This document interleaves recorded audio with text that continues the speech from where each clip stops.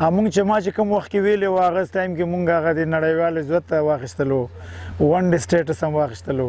او اوس هم چې کله وویلې ډېر په ښه وخت کې دا ټپه راشد خان مولا ډالۍ کړه لستوڼي وباسئ ګډېږئ او د غریبانو ښادي کله کله وینه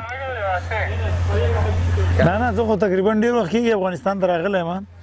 خو په خپل کور کې مې وکتله او د افغانستان ټیم موجوده وخت کې د نړیوال جام کې بدبختانه سټارټ یې ښه نه و اخیستی بنګلادیش نه باید افغانستان نه لوبه ګټلې وای خو په هر صورت په ټیم کې چې هغه کوم جذبه هغه کوم هغه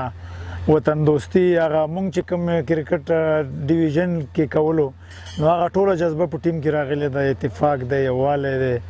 او د عوامو ورسره د ولس ورسره ډېره دعا ده نو ماشاءالله ډېرې غټې لوبډلې ووالې او هغه د ورلډ کپ ډېر زیات رنګین کو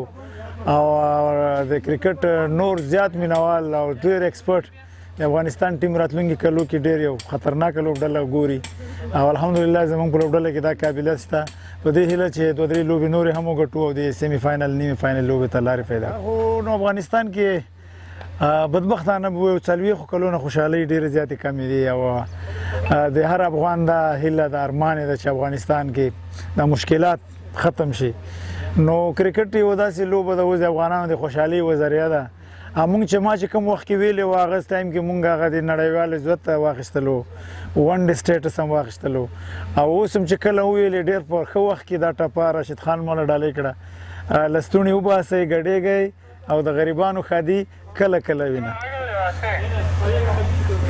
ډېر یو ښه ورلډ کپ روان ده او ماشاءالله ټول ټیمونه ډېر بیلنس دي پوره تیاري سره نړیوال جام ته راغلي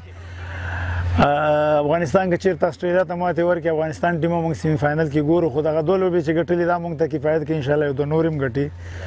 نو اسټرالیا نیوزیلینډ ساوث افریقا او انډیا الریډي سیمي فاینل کې دي او د ساوث افریقا او د انډیا ترمنځ شاید فایل اوبه راشي نو احساس خو دا و چې موږ پاکستان سره چې کومې لوبې کړې وې پخوا هم ډېر ټف ټایم هم ورکړی او په آخري اورونو کې به موږ نه لوبه تلله نو دا د ما په زړه یو ډېر غټ ارمان و چې او د ټولو کرکټ مینوالو د افغانستان چې دي نو هغوی هم ډېر زیات په هغه تېرو لوبو بایللو باندې ډېر خبر شوي او واقعا دا یو ډېره عظیمه کامیابي وه ډېر یو خوند یې وکړو بیا په دومره غټ سټیج کې نړیوال جام کې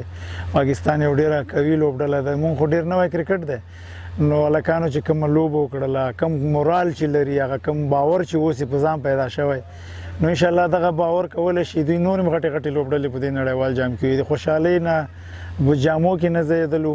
او هغه دا وه چې بس الحمدلله تر تورخم نه نیولې تر هراتان او امو او دې ځای پورې څومره افغانان دي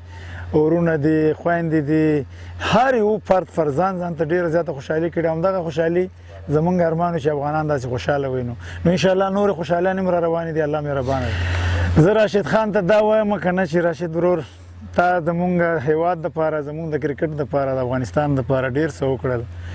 زه ډېر زیات افتخار کوم په تا باندې ته یو نه ماتېدونکی لوبغاړی همیشه هرې لوبې ته د ګټې په نیت راوځې دا وجه ده چې په نړۍ کې نمبر 1 کې او الله دې همداسې نمبر 1 لره